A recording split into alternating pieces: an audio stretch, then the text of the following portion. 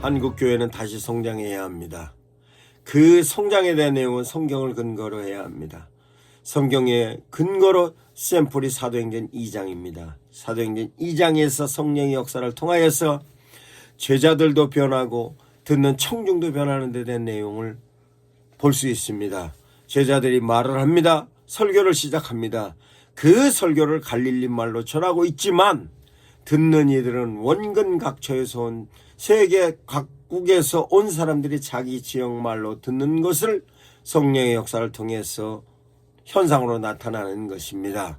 이와 같은 데 된 내용으로 제자들은 예수 그리스도를 전합니다. 하나님의 나라를 전합니다. 듣는 이들이 마음에 울림이 오고 울림이 왔던 사람들의 반응은 저 사람들이 갈릴리 사람이 아니냐, 어떻게 우리말로 하는가, 어떤 사람은 술 취한가 아니냐라고 얘기를 합니다. 베드로가 하나님의 말씀을 전하기 시작합니다. 예수 그리스도가 누구이고 하나님의 나라는 어떻게 임할 것이며 그로 인하여서 성령께서 역사하시는 데 대한 내용이 현상적으로 나타나는 것입니다.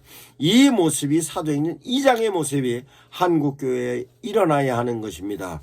거기에 대한 내용은 베드로의 설교를 듣고 사람들이 울림이 있었습니다. 우리가 어찌해야 할꼬, 회개하고 세례를 받으라 하며 성령을 경험하게 한 그들은 내가 가지고 있는 것을 나눕니다. 내가 있는 위치가 모든 사람들을 사랑하는 위치로 생각도 바뀌고 위치도 바뀌고 상황도 바뀝니다.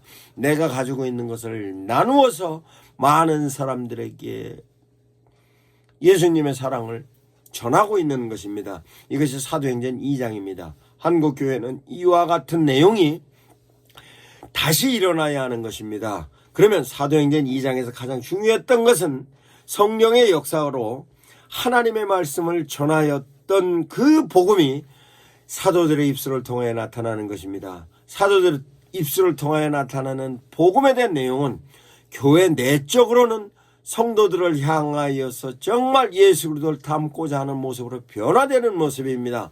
그 변화됨의 모습은 실제적으로 행동의 변화가 나타나는 것이고, 행동의 변화는 내 위치가 교만한 모습이 아니라 누구와도 어울릴 수 있고 그네들에게 예수의 사랑을 나눠줄 수 있는 모습과 함께 예수 그리스도의 사랑을 사도들의 입술을 통하여서 전해진다는 것을 내 주변 사람들에게 전하는 모습으로 전도이며 교회 내적으로 전하는 모습으로는 양육인 것입니다.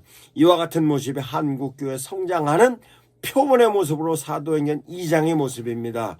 즉 목사님의 설교를 통하여서 주어진 복음에 대한 내용을 교인들끼리 나누는 데 대한 내용은 양육의 내용이 되는 것이고, 교회 바깥에서 일반인들을 향하여서 전하는 내용은 전도가 되는 것입니다. 즉 다시 말씀드려서 목사님의 설교로서 전해지는 복음에 대한 내용은 교회 안으로 향하면 양육의 매뉴얼이 되는 것이고, 교회 밖으로 향하면 전도의 핵심적인 포인트가 되는 것입니다.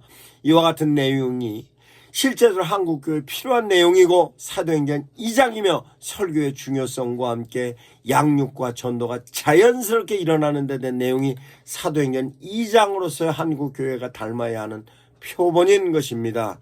반드시 한국교회는 다시 성장해야 합니다. 그 근거는 사도행전 2장을 통하여서 샘플링해야 하는 것입니다. 이와 같은 모습으로 성장하시기 바랍니다.